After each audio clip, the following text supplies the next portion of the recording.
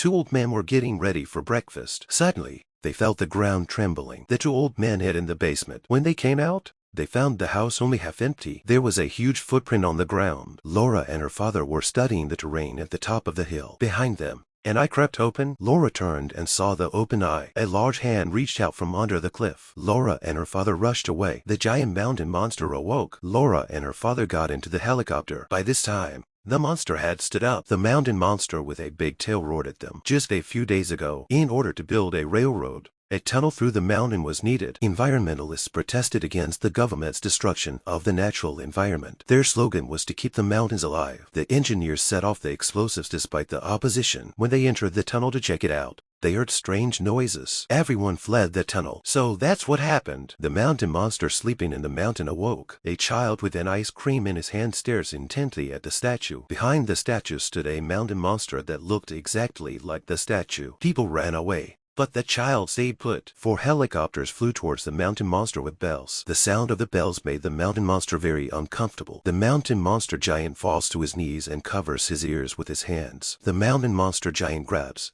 a takeout truck with one hand. A helicopter is smashed by the Bigfoot takeout truck and smokes. The helicopter crashes into the forest in the distance. A mountain monster giant grabs the tail of a helicopter with one hand. A helicopter is hit by the hand of a mountain monster giant and catches fire. The fallen helicopter is about to hit a child standing on the ground. The mountain monster giant catches the fallen helicopter and saves the child. The mountain monster giant crushes the helicopter with his hand and shows it to the people. The mountain monster turned around and left, dragging its long tail. In the underground caverns of the palace hall, Laura found many skeletons of giants. Ultraviolet light shone on the giant's bones. The giant's bones immediately turned into stone. Laura discovered the secret that sunlight could petrify giants. Laura's pickup truck drove over the foot of the mountain monster. The canvas was lifted. The giant's skull was exposed. They used it to lure the mountain monster out of the city, back into the mountains. In a sharp turn, the skull fell off the highway. The mountain monster giant picked it up. Looking at the skull in his hand,